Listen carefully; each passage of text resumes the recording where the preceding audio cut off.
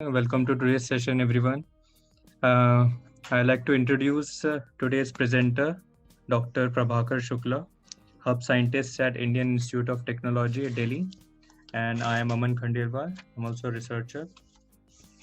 So today's topic of webinar is why water management is important, because this is a topic that to be addressed, and I think that it's a very big question to be answered before starting anything about water resource, and whole of the world is facing this issue. So if anyone have any question, we would like to you can share on the chat, and we would like to answer maximum of the questions. I would like to start that, as everyone knows, and this is very common thing, that only 3% of the world's water is fresh water, and this is not a new thing. Most of the people know. But wherever people are, people need water to survive. Not only is the human body, but everyone needs water to survive. And less than 1%, approx 0.7% of the fresh water is accessible. Like it is divided into glaciers, rivers, dikes. Not only is the human body 60% water, the resource is also essential for producing food, clothing, and computers, moving our waste stream and keeping us and the environment healthy. So water is just not essential for us humans, but it is essential for environmental healthiness also. And like this 3% must meet the needs of 7 billion people. And 7 billion is a huge number as compared to just 3% of fresh water. So we will be talking about why water management is important in all aspects, like why human needs, why industry needs, and why world needs water management. So according to me, water management is required because of these 4 points, if I sum up in all together. So these are freshwater stress, globalization, non-stationary in supply and demand, and water for the environment. Because these are the 4 points that comes in my mind. According to me, these 4 points come into action when we talk about why water management is required, or why we are facing water scarcity, or anything related to like that. So when I talk about freshwater stress, what is freshwater stress? The demands of freshwater stress, when we talk, like as you can see in the graph, only 70% of fresh water is used for agriculture, but the demands are varied from hydropower and fishing to irrigation and drinking water, and all these uses are facing new threats in today's world. As we talk about domestic use, so only in these six or five things we use domestic use, and this is not enough. And I will be comparing all these stats with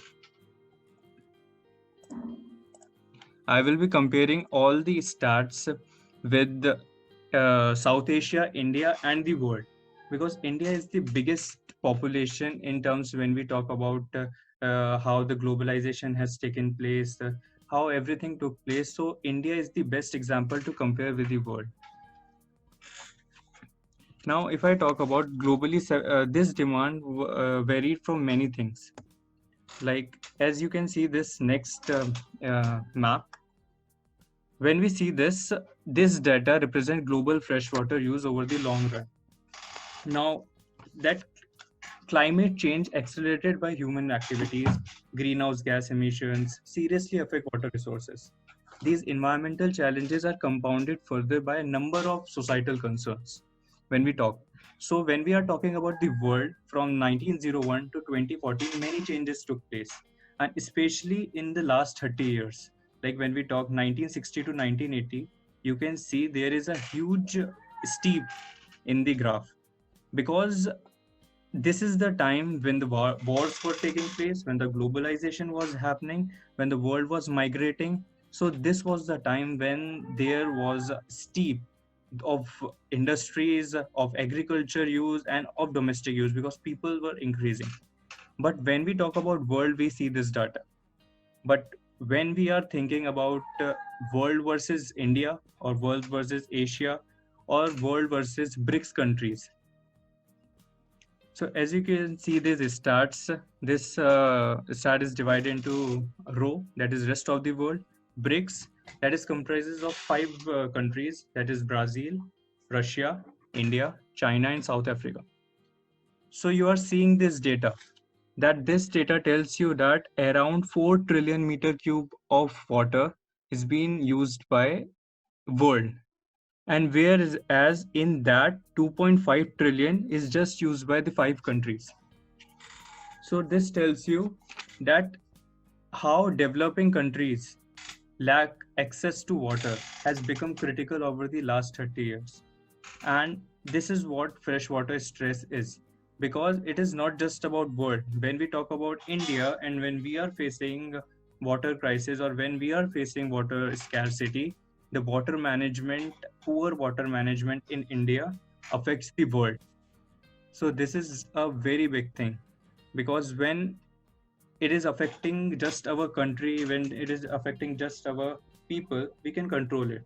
But what India what is happening with India, what is happening with the South Asiatic countries, or what is happening with BRICS countries, it is affecting the whole globalization. So now we will talk about globalization specifically.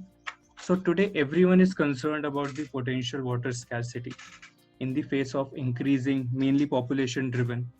So water demands and its consequences on our energy and food production. By 2050, the world will have to feed and provide energy for an additional 2 to 2.5 billion people. Like, we are already struggling to cater the needs of 7 billion people, but in next 20 or 30 years there will be more 3 billion peoples. But do you think that there will be less water scarcity? No, I don't think so, that because day by day the water scarcity is increasing, and it will increase, but the population is also increasing, and we have to cater, because both economic development and security are placed at risk by poor water management. Now, when I was talking about globalization, and we are talking in terms of population, this data shows you exact what is happening in the world, because this is a municipal water withdrawal data of 2015, and it is specifically the water which is taken for domestic purposes. So you can clearly see that total water withdrawal in the BRICS countries, or if I say that India, so you can see that it's dark, and like around 10 billion meter cube to 40 billion meter cube of water is being drawn just in India or Asiatic countries or China. So this is the data that increasing globalization is motivating the implementation of new rules and procedures, because this is required. But as the globalization is increasing, the countries are becoming more water scarce, and more water scarcity is coming. So this is the very big reason why water management has to take place in a more better and feasible way. Now, third point comes to non-stationary in supply and demand. What does this mean? That traditionally water infrastructure and water management systems have been designed and constructed based on historical observations. If we talk about any ancient cities or ancient countries, or our India also, we have not designed our resources from past 100 years or 80 years. We are implementing new things, we are evolving, but all the construction are based on historical observation and climate. Because when we talk about last 50 years or 100 years climatic change, or how everything is happening, this is very changed in last 30 years. The old data does not account for today's activity. Now I will show you this world map, and this world map shows 4 things. That is physical water scarcity, approaching physical water scarcity, and economic water scarcity. So these three things tells you that how our world is changing based on water scarcity. Like if you can see that India and the rest of the world, there is a part in the world where there is no water scarcity. Although when we talk about water scarcity or poor water management, whole of the world counts. But that's the reason that small part of the world contributes to a large population and is taking more water than whole of the world. So if you can see that India has physical water scarcity, approaching physical water scarcity, as well as economic water scarcity. Now, physical water scarcity is like you have used 75% of all your water, whereas approaching is that you have used 60% of river flows or another thing. But economic water scarcity, what is economic water scarcity? This is actual meaning of how you cannot cater the needs of your population. Why, how you are not able to cater the needs of your population. Like we are facing what we are facing in India. Like as you have seen, the CWMI report, which was generated in 2018, that around 20 to 23 cities of India will get waterless. But do you think that that 20 to 23 cities affect rest of the India? No, because in many part of India we have little or no water scarcity, or we have feasible amount of water that India can access. But because of institutional failure, because of human failure, because of less implementations and poor water management, we are not able to use that water. We are not able to cater the needs who are in actual need of that. So that is what actually economic water scarcity means, and that is the worst, because you have water, you have not used most of the water, but because of lack of implementation, lack of infrastructure, you are not able to cater the needs. If I zoom on the India's map, that how India's water crisis looks, then this is the actual situation of India, that how high to extreme water stress is. And this is a real example of failure of water management, that how India has failed in managing its resources and managing its water. Now, water for the environment. What is water for the environment? This data is a simple data which shows that treated and untreated wastewater from Indian cities.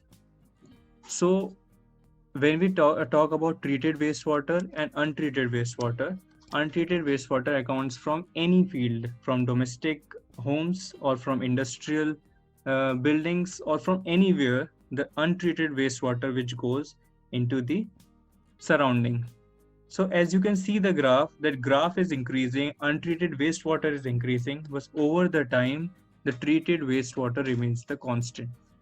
Like it has not taken that much change. So our built and natural environments can either enhance or degrade the quality of our lives. So nature provides us with multiple benefits, including food and fuel, improved air and water quality, moderation of water flow, temperature regimes, enhanced soil formation and fertility, oxygen production, carbon and nutrient storage, recycling and cultural, recreational, and spiritual enrichment. So water is just not for one thing. It builds our environment. But when we are sending untreated water in the environment and we are spreading diseases, we are spreading and killing our natural environment. That's why water management is very important in India and in the rest of the world. So I will sum up with one classic example in one video. Water. It's one of our most precious resources, but our water supplies are limited. 97.5% of the Earth's water is salty, and only 2.5% is fresh water. But over 2/3 of this fresh water is locked in the polar ice caps and glaciers. This leaves only 0.5% in our lakes, rivers and groundwater for agricultural, industrial and personal use. But due to pollution, the quality of this water is under threat. According to the World Health Organization, only 0.007% of the world's total water supply is safe for consumption, and this minuscule amount needs to be shared by the more than 7 billion people on the planet.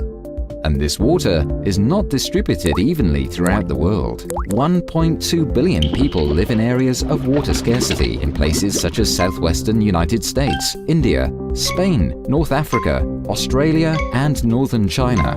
At the same time, demand for water is intensifying. Over the last 100 years, global population has tripled and water consumption has increased sixfold. But our total water supply has remained unchanged. More people are now using a lot more of the same limited amount of water. And what has driven this exponential increase in water consumption?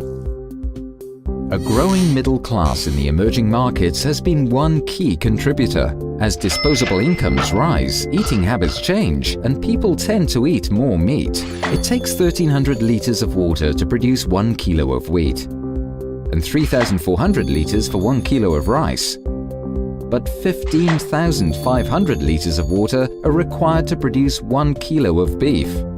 And with continued population growth and prosperity, meat consumption is expected to double by 2050. At this rate, by 2030, total demand for water will exceed the available global supply by 40%. But what can be done to address our water challenges?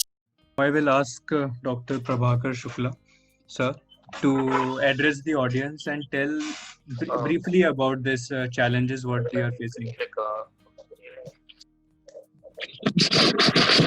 Hello, good morning everyone, and I welcome you all in this webinar. And as Mr. Aman has already presented a very brief introduction about the water management.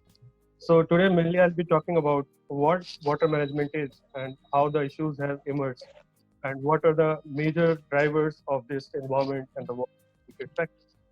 And in the end, I'll be giving you all with a thought process and a different perspective for the water and how we can move it and how we can solve the problem. So starting with the water management, it is an activity which has 4 major components. First is the planning, and then developing, executing, and at the same time, governance, that is managing the optimum use of water resources. Now, when we talk about the optimum use, it's always defined as per the user needs.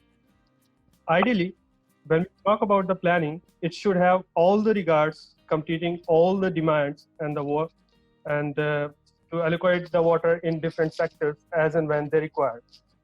But when we compare the water with the other available resources, this is not possible. Like for the electricity, one can demand and one can pay and he can get, but the water is very limited resource. So managing such a critical component of the nature, it's a challenge itself. So having a proper planning and the developing and distribution and the governance, that is management, for the optimum use is defined as a water management. Now, when we start using this term, it evolves as a integrated water resources management. Why integrated? Because water itself is used as a trade between 2 users, or say 2 countries or 2 boundaries. In India, it's a matter of state. So I'll be discussing that in much detail in our upcoming sections. But IWRM, when we talk, it's an integrated water resource management. It's a step-by-step process, and it takes a lot of time.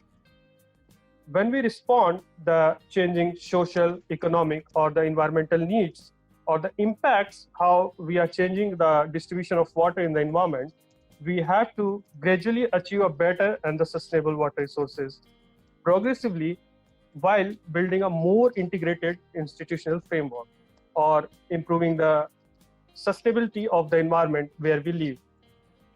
For example, when we talk about research, we generally focus about the environment and the demand and the supply part, and we consider some ideal conditions.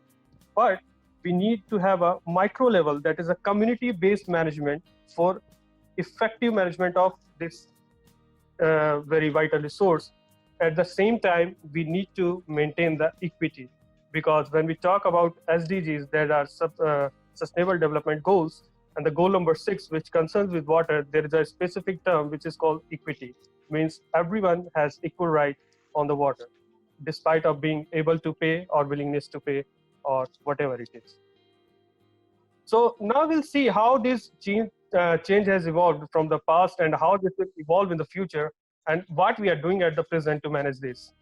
So I'll start with the human itself. Like when we talk about the human ambitions and the limit of Earth, like when we see the demographic, economic, or the technological trends, they have already accelerated our ability by knowing or unknowing to modify the environment where we live, and that sustains us.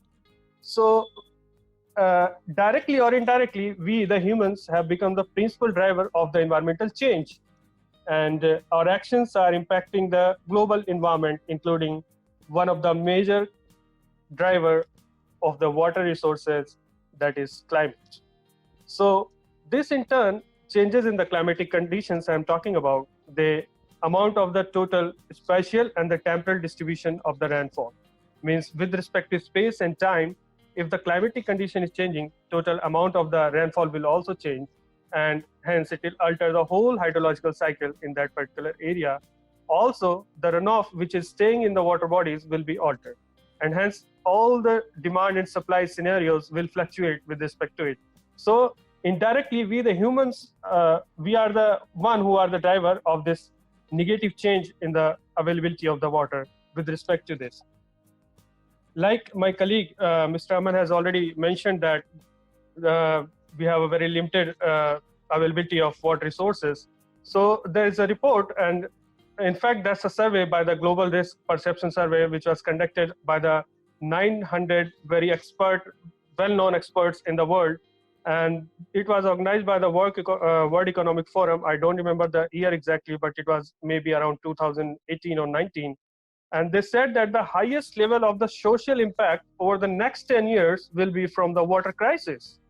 And this is not surprising, because by the 2050, the world will have to feed and provide more and more energy for an additional 2 to 2.5 billion of the peoples, as Mr. Aman has mentioned. And at the present, if we see, there are billions of people who don't have access to the energy.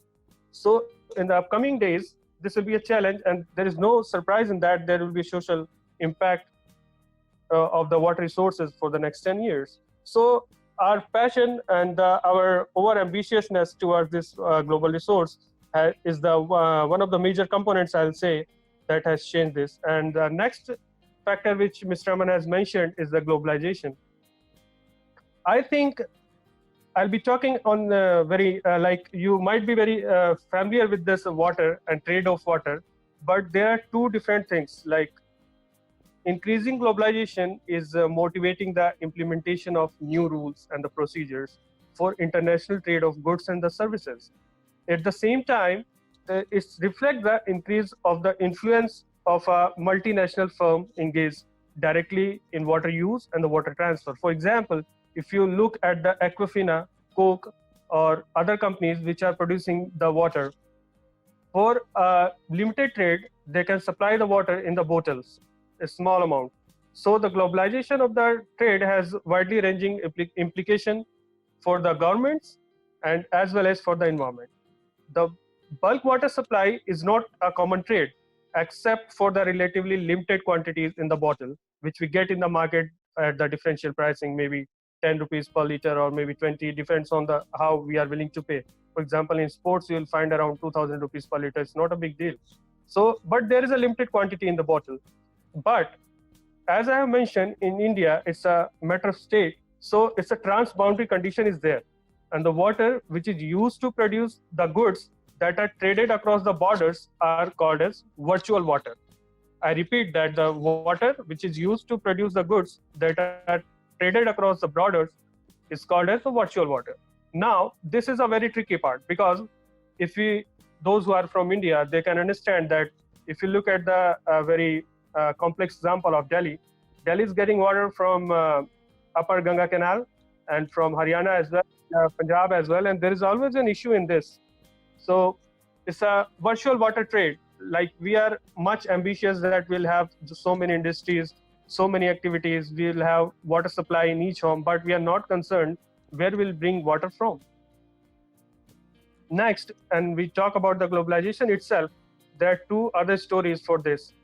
This is about the political, we can say, and next is like two components in this is the social and the economic impact, and next one is the water pollution, because when we are supplying the water from one state to another and we are converting the water in terms of money, at the same time we are degrading the water quality and the standard of the water bodies at the upstream, and the same water which is expected to flow at the downstream, it will be converted into as effluents from the industries, which will be a polluted water. For example, if you look at the Yamuna, there is a very limited water in the stretch of, and a very limited stretch of Yamuna travels to Delhi, but around 72% of its pollution is generated from Delhi itself. And when we go to Agra, instead of water, you will find only the sewage in it. They are treating and they are recycling and they are using. So it's a very like typical case of this. That's why I have mentioned in the very starting that we need to have a community-based management, because this may lead to the equity in the society, looking at the different demands. And next we have to talk about is the imbalance between the supply and the demand. Now, non-stationarity, like Mr. Aman has mentioned, so I would like to define what stationarity means and what is non-stationarity first. Stationarity means the hydrological variables fluctuate randomly within an unchanging envelope of variability. Like he has already mentioned that whatever data and whatever design in India or around the globe we are following, it's like water infrastructure and the management system have been designed and constructed based on the historical observations. And whatever data we have, there is a lot of uncertainty in it, and the missing data has some statistical analysis and some interpretations may go wrong with respect to time, because the changes in the population are drastic and they are really very dramatic. So this may not be true in all cases. But nature and the human both knows that how to have balance between the existing, how we have like talent of managing between the limited resources itself, but we are not applying that. For example, with use of existing knowledge and the technologies, we know how to balance. And this is called autonomous adoption. For example, if in any particular region there is a lack of rainfall or the water resources, a farmer, a very simple layman, he can change the crop pattern, whatever is good for at that particular season, and he can produce some economy for him. So it's an autonomous adaptation. It's a technical term for that. And next, he has mentioned about the climate change. So everyone who is attending this webinar, I think they know what climate change is, but I would like to remind them that climate change is defined by IPCC at the changes in the distribution of weather parameters over a long period of time, say 20 or 30 years. But again, there are some mathematical models which have projections for them using some different assumptions, which may not be true. And for that, we have to come up with the autonomous adoption scheme. At the same time, the demand for the water for agriculture and the energy production in particular will be influenced by the technological development, urbanization, and the human responses. Now, when we talk about the human responses, the planet has already started responding, but we, the humans, are still like responding in a very negative way, which in turn leading to the climatic changes and wastage of the natural resources. So now I'm talking about how this can be tackled in the future and how we are going to like have different research scenarios. And I'll leave you with the thought process, and I'll conclude with this, my final thoughts on this. So I feel there is no optimal path to a one potential or the optimal future. Say, for example, in 2050, there are many paths to the desirable future. But the term desirable is different for different needs. For example, few countries may focus on the dams. Few may be talking about the agriculture. Few may be talking about the water supply to the different extents. In different sectors, there are different desires. But in all the scenarios, this is very common that you cannot imagine any of those futures having to deal with the water scarcity.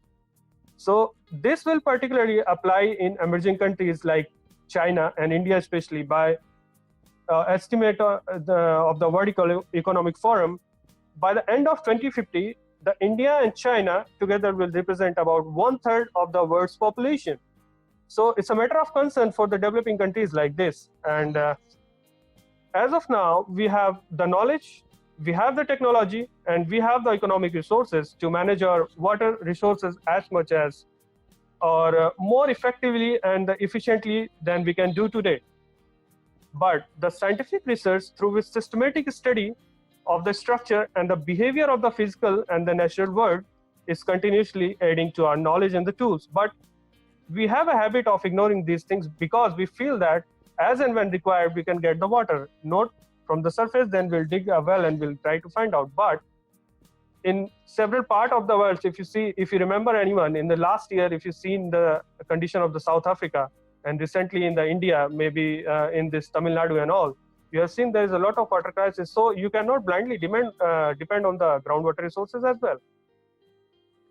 So my final thought to all the scientists, engineers, managers, and the policymakers, and all the stakeholders, those who are attending this, that we need to work together in a very effective way, and a very comprehensive approach should be there, which should envelop all of us. All the stakeholders, those who are part of it, must be involved in all the policy making things. And we need to identify and develop the strategies to sustain largely ignored ecosystem values. For example, the rivers are lifeline of the industries for the domestic and all these economy of the countries. So we need to streamline these things, considering all the values of the water. A fundamental scientific challenge, which is we need to identify or we need to address, is to specify the spatial and the temporal scale to understand and manage the ecosystem, what resilience it has, how this can be managed, and how we need to maintain this. And then we'll come to the term sustainability. So a water secure future addresses all the supplies, availability, and the demand, and also the effective use of the water resources by the stakeholders. For example, if you see in different societies, people, those who are willing to pay, they may simply raise a question that if I am paying, if I'm getting water, why should I not wash my car with that water? Who are you to stop? But it's a very challenging and the tricky part to measure the behavioral changes of the people. And we need to adopt this strategy, and we need to incorporate these things in our research to address these problems, because behavioral changes are you cannot directly assess the things, but you cannot have the data. It depends on state of mind, how people are behaving and how they will behave or respond to the nature in the future. So we need to don't align the policies with these type of mindsets. And also we need to have a focused effort on a better articulating the relationship between the flow in the natural system, flow in our system, flow in the existing infrastructure, flow in the demand of the people, flow in the use of the water for the purpose for which it has been asked for from the society, and also the ecosystem dynamics, since it's increasing rapidly, but identifying the bounds of the ecosystem is a question and it's a matter of research. So with this, I would conclude here, and I invite all of you to have your queries, please. Aman, over to you. Thank you, sir, for your views. And I have shared a feedback link. I would request everyone to put their question and feedback on that link. And sir, one has asked that Corona crisis has changed the water consumption, and everything has been changed at a higher rate. So how could we manage that situation if we talk about water management? Yes, I agree that there are several challenges with respect to this, but for that, addressing this is not impossible, but it's a tricky part, since we have limitations of the data. And also the solution which is suggested by the WHO and the experts in the world is that you need to go and wash your hands frequently. It has directly increased the water demand in different areas. Those who have water supply, they can have the access, but those who don't have water supply, those who are relying in the rural areas, those who have to travel several kilometers, it's a challenge for them. So I feel for the COVID specific case, as of now, depending on the water is one way, but having access to the water is the first challenge. And when we are talking about the availability of water to those sectors, there are government norms, and there is a scheme called Nal Se Jal. If you remember, if you are from India, there is a scheme called Nal Se Jal, where they are planning to have water taps in every home. Although it has been delayed, and by maybe 6 or 4 months due to this pandemic, and before that also it was in planning stage. But recently, government has launched so much of fund for this. Again, my question to the government is, and we have been discussing it several times, you can lay the pipes in the homes, you can have the taps in the homes, but the question is, where will you bring water in those taps? What are the sources we are depending to? Because groundwater has already gone. So it's a part of the policy and the governance of the government, and we are expecting that they will involve the stakeholders and they will take care of the environment as well to respond to this.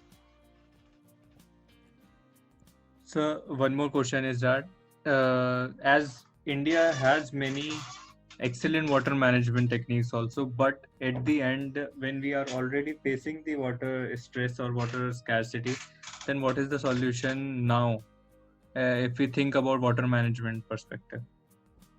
See, first of all, I will raise a thing that in India, whenever we are making policy or we are looking at the governance, these are two different stories. First is the skill and the manpower.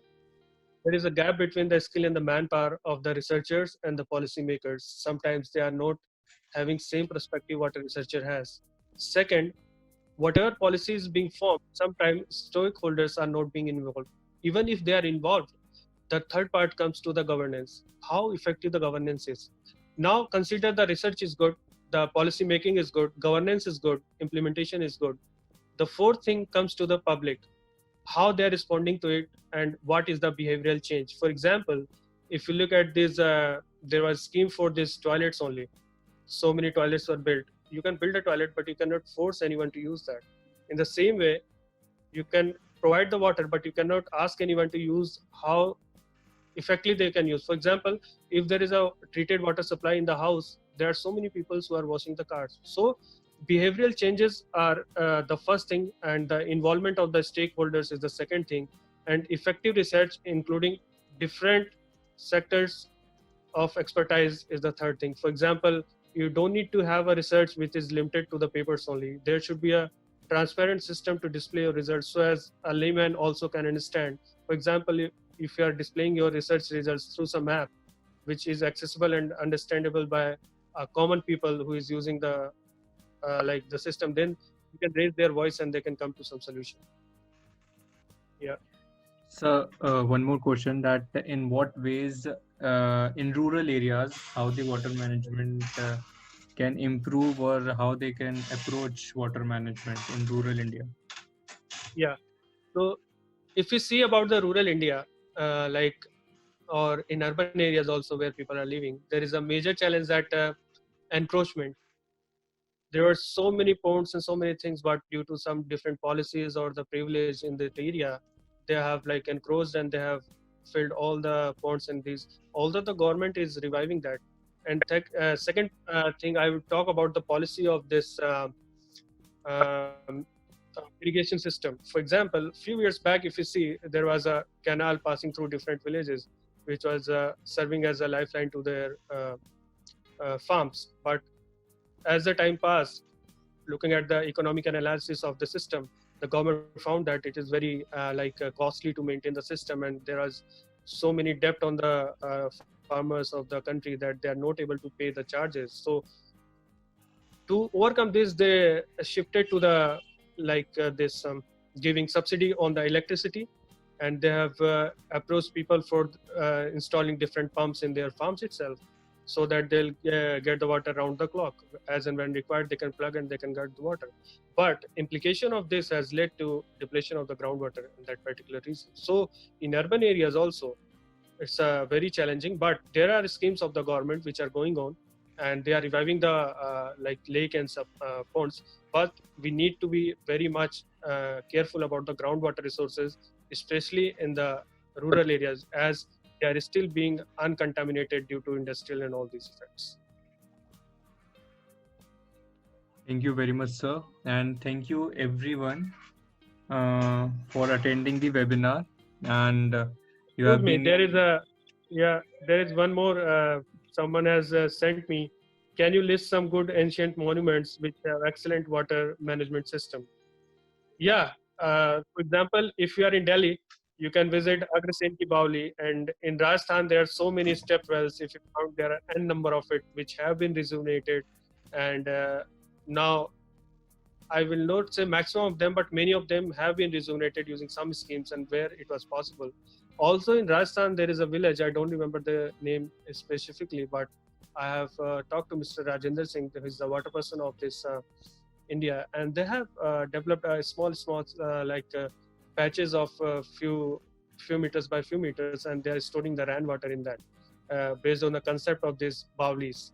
So Agrasen Ki Baoli, you can Google, and you in Rajasthan it's a very common concept, so you can go through them. Yeah.